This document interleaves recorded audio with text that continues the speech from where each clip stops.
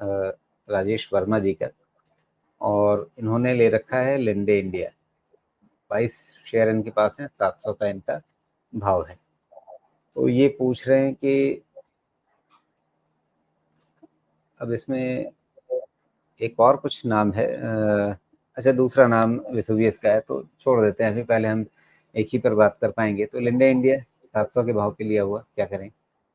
मुझे रिजल्ट देखा मैंने इसका, और मुझे बहुत महंगा स्टॉक लगता है। दो कि देखिए, आपको ग्रीन हाइड्रोजन की रिक्वायरमेंट अगर भारत में होती है तो ये आपके पास एक बहुत ही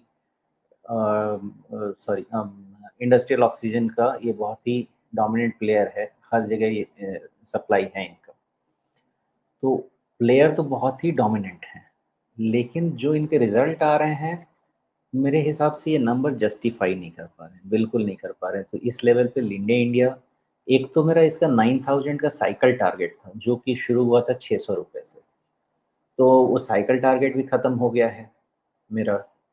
प्लस इनके नंबर्स मैं जस्टिफाई नहीं कर पा रहा कि इनका करीब करीब 39 टाइम्स का मल्टीपल चल रहा है EBITDA। तो ये कम से कम अगर आप मुझे पूछेंगे तो 3 साल में भी अगर ये ग्रो करते रहे 15% के रेट पे भी, तो भी इसका प्राइस नहीं बढ़ना चाहिए हमसे। मतलब जो भी होगा नी जर्क होगा। तो मुझे महंगा लगता है, प्राइस जाना ऊपर नहीं जाना वो समय समय की बात है। मुझे लिंडे बहुत महंगा लगता है, इसलिए फंडामेंटली इस पे कंफर्ट बिल्कुल नहीं रहा। हालांकि ये 9700 के ऊपर क्लोज होगा तो ये फिर से नया हाई बनाएगा। जी, सितंबर 2022 के बाद से इसका, चाहे आप मुनाफे का आंकड़ा देखें या बिक्री का आंकड़ा देखें, उसमें कोई आपको ग्रोथ पैटर्न नहीं दिख रहा है। तो वैसी कंपनी के लिए हम 170 का प्राइस अर्निंग मल्टीपल क्यों दें? नहीं नहीं, मैं तो खुद ही कह रहा हूँ, मुझे नहीं, वैल्यूएशन इसके बहुत महंगे लग रहे हैं। जी, लेकिन अब वर्मा जी ने 700 पे खरीदा है, तो कब खरीदा होगा इन्होंने? Covid times. ओह, तो क्या करें, इनके पास तो मुफ्त के पैसे पड़े हुए हैं अभी।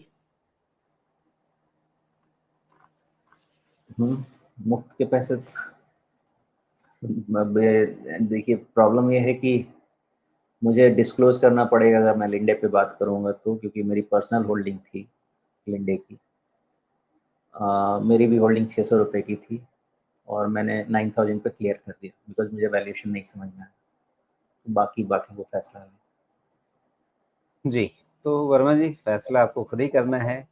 मतलब इतना चल चुका है, इतना चल चुका है कि उसका असर आपको अपने पोर्टफोलियो में नज़र आ ही रहा होगा। लेकिन अब इसके बाद फिर क्या आगे भी इसी तरह से चल पाएगा? और अगर गिरने लगा किसी दिन, तो बाजार को ये रियलाइज होना शुरू होगा ना कि भाई हम अ, या तो वापस ये अपने ग्रोथ पैटर्न पे आ जाए, कि भाई जो हम स्टैग्नेशन देख रहे हैं सितंबर 2022 से, वो स्टैग्नेशन खत्म हो इनके top line bottom line, sales और मुनाफा, इन दोनों में वो स्टैग्नेशन खत्म होगा तो शायद कहानी फिर बदल जाएगी। लेकिन आज की तारीख में मेरा ये बुनियादी सवाल है कि भाई सेल्स और स्टैग्नेशन, सेल्स और प्रॉफिट दोनों में स्टैग्नेशन दिख रहा है पिछले इतनी सारी तिमाहियों से, उसके बाद 170 का पी क्यों मिलना चाहिए?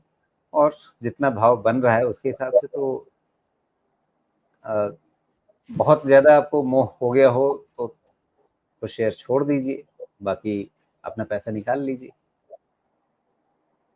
वैसे मैं सलाह देने का अधिकारी नहीं हूँ, ये बात आप साफ तौर पे जानते हैं। अपने मन की भावना मैंने आपके सामने रख दी है।